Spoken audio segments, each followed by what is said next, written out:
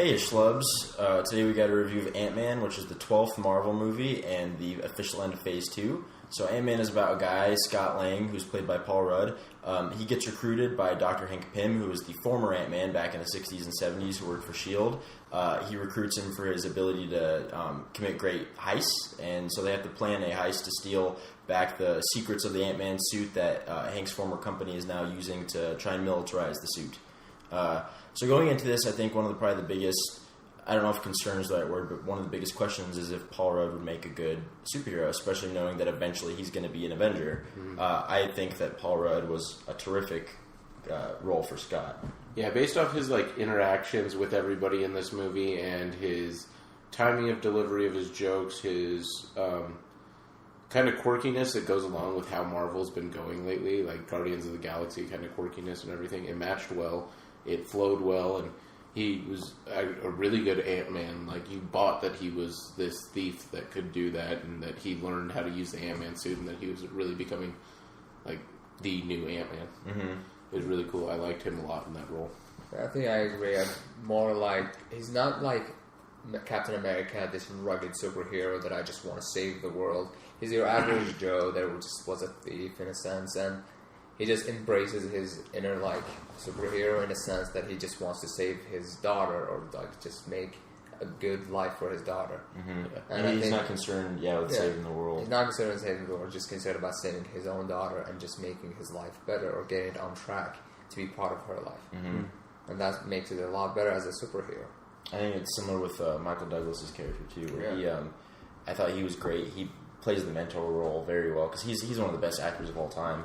And his motivations were a little bit less altruistic and more about just there was a little bit of selfish motivation behind it, where he's this new guy has the idea for my suit, and I don't want anyone to have that, both because I don't want it to fall in the wrong hands, but also because it's my suit. Yeah, you can actually sense that he has this ego problem about him that is just, this is my suit, and he wouldn't allow anyone to use it, not even his own daughter. I mean, different reason, but some part of him just didn't want anyone to ever use the suit because it's his suit. And he even said that in Tony Stark, because he's like, no, hell no, he's not getting my suit. Yeah.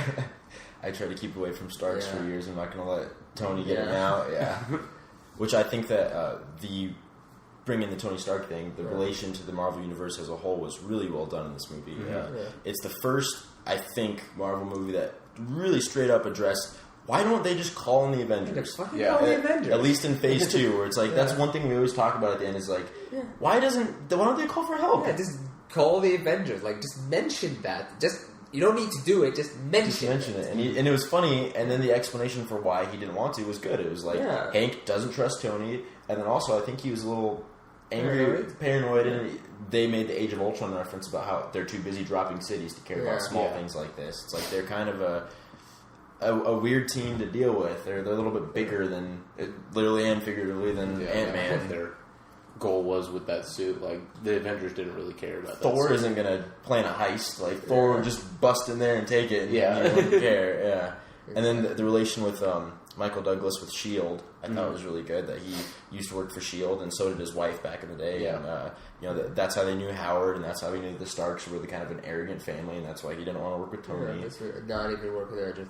But I never expected at all, and that's one of the things, that they will actually have an Avenger.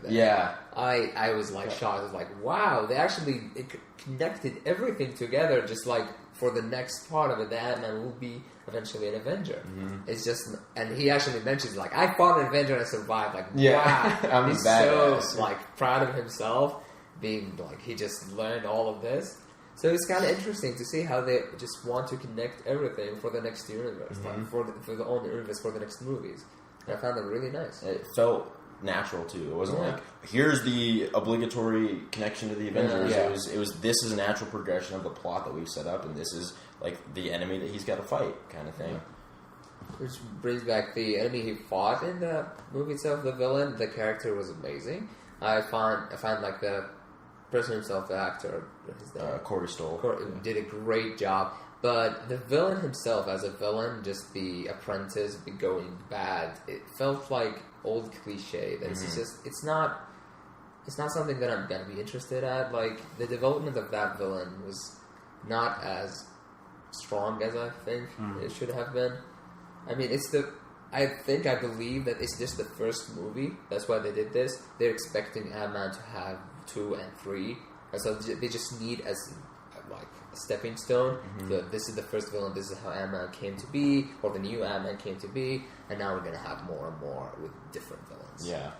It's just such a shame that Marvel just, I don't know, besides Loki and maybe Winter Soldier and Red Skull, they just don't do their villains well. They struggle hard. Yeah, they do. And then, of course, they learn how to fight the hero right at the end. You know, when the hero worked the entire movie to learn those same skills. Yeah, that was the definite cliche thing in this and in other movies was, like, the first part of this movie is, like, Paul Rudd learning how to use the Ant-Man suit. Like, going through training, and Hank's like, this is what you do to use it. This is how you, like, control all this stuff. This is how you like dive at this door and duck through this hole and then expand again. And like he had to learn that, but all of a sudden like there's a fight with Yellow Jacket, and Yellow Jacket's just like, and I'm in the suit, and bitch, I know how to use it. Like, well, all right then. It was the first time he was kicking Scott's ass. Yeah, and because according to like the movie, it was like a day that the suit had been operational, like 24 hours. So obviously.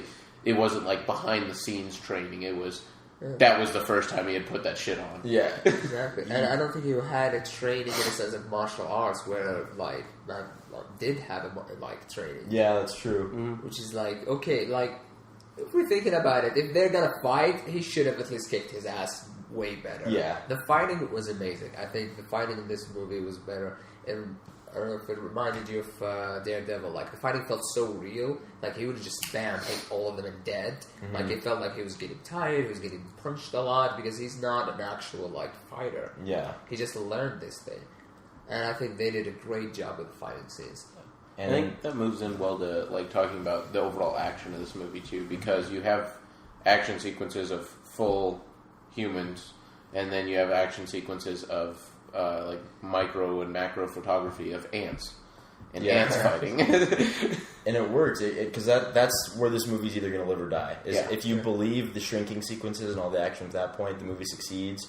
If it doesn't, then they've not only ruined this movie, they've trapped themselves in a corner where it's like, well, crap, that we can't use this same sequence in other movies because they're going to have to like use the same type of style of filmmaking. Yeah, and like you said, it was very clever and unique And because you have to buy some of the fight scenes, too, because you see, like, a full-grown human just looks like he's getting hit by an invisible person. Like, all of a sudden he just gets thwacked in the face and flies, but you don't see anything because it's a guy this small punching him in the face. And it's a very hard, like, thing to pull off. Yeah, to visualize well. Yeah, because but they did it well. The way they shifted from, like, Ant-Man's perspective, especially when he's fighting Yellow Jacket, where it's, you know, it is intense. Yeah. To them, it looks like cities are, they're in like a model, and it looks like cities are exploding and cars are flipping over. And that also, like, combined the action with the comedy. Like, it was so intense with the movie, but it's so, like, funny, and the comedy worked really well with it. Like, the car flipping, it's just a model, and he's just, like, dying. And it's like, and then his, like, he has a crew, like, Ant-Man has a crew, and they planned the heist together, and I don't know, I felt the crew worked really great. They had nice jokes. It didn't feel that they were trying too hard to make the jokes, unlike Ted, they're like, you have to laugh, it's a comedy, just laugh. But the comedy worked well, the friend, like everyone, and when he saved his life, he's like, did I save your life? Did I save your life? Are we the good guys now? Yeah. It's like, he can't believe what he's done, and it's just so funny. Michael Pena, he's the main guy out of his friends. He killed it. He was really funny.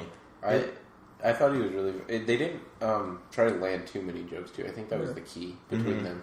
It's like, you knew they were, like, those weird kind of guys that didn't, like, that weren't the smartest guys, but they were really smart at what they did. Like, there was some guy that could hack, and there was some guy that was, like, a professional driver and everything. So they were really good at what they did. But they were, like, kind of the low-life guys that live all together and just go rob things and do things like that. But they didn't try to land too many jokes, and it was really pulled off well of them fitting in with the culture. It was. And I think that, like you said, the comedy was pulled off perfectly with the action. And I think the script of this movie was really funny. Yeah, it was. I'm sure that a big part of that is because Paul Rudd is just such a natural comedian, obviously, so he was able to hit the jokes really well. But the movie, it wasn't like Thor 2, which where they tried to make the jokes hit so hard during the intense parts where it was like, why should I be taking any of this seriously at all? Ant-Man did a good job of making the action fun, which made you laugh along with the action, not at it. Well, and that's where Marvel's gone well, is their two best comedic kind of goofy movies are the lead characters are Paul Rudd and Chris Pratt, who are natural comedians that can pull off an action scene well, but can also land jokes flawlessly. Yeah. And those have been, by far, their two best, like, comedic, goofy Marvel films. Mm-hmm. I'm glad they took that risk of putting those guys in there, because they wouldn't normally be action stars, yeah. And I think that the comedy also works well because there's such a good emotional core to the movie. Yeah. Paul Rudd and his daughter, and then Hank and his daughter, who's played really well by Evangeline Lilly. I think she did a great job. Of course, they did the cliche, like, they have to end up together. And it's come on. I was not impressed. She was obviously, like... not even into him. No, she started to respect him as a person and, like, okay, you can pull off this job, but there was no romantic chemistry. But they have to. Of course, there's no way a girl and a boy will be together in a room fighting and not falling in love. Yeah, because fighting is sexy, so because fighting is sex, so they're gonna fall in love with each other. It's just so ridiculous. I don't like that aspect of any movie. I'm getting just really sick of it. It's done. It's just so done. It's just done poorly. Yeah, and this is the only reason that I think my rating has dropped from A+ to an A. The cliche that happened. That's the only reason. I would honestly give this an A movie. You should totally go watch it. It's so worth it.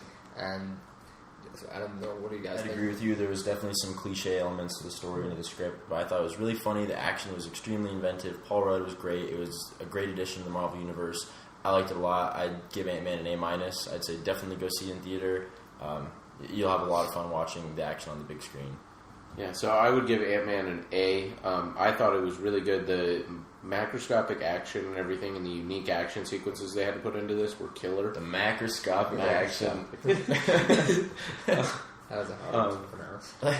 But that was really good, and they pulled that off well. The comedic elements in it fit well, and I felt like it was a Marvel movie. Like, it fit exactly well in there, and it was a good way to end Phase 2. So. Because most people thought Phase 2 was going to end with Avengers 2, and this ended up being a very good way to end it. So. It was. And then, of course, don't be the dumbass that leaves the moment the movie starts.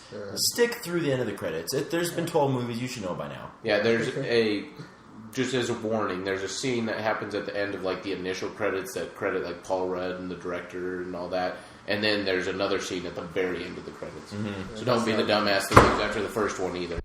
That's how Marvel always done it, so you should be used to it by now. Yeah. 12 in, people should know, but they just don't. They leave, I guess we better leave. Nothing's going to be solid. Alright, guys, so this was our review of Ant-Man. If you like videos like this and want to see others, let us know by subscribing down below and slamming that like button. But we will see you guys in the next one. Schlub it up.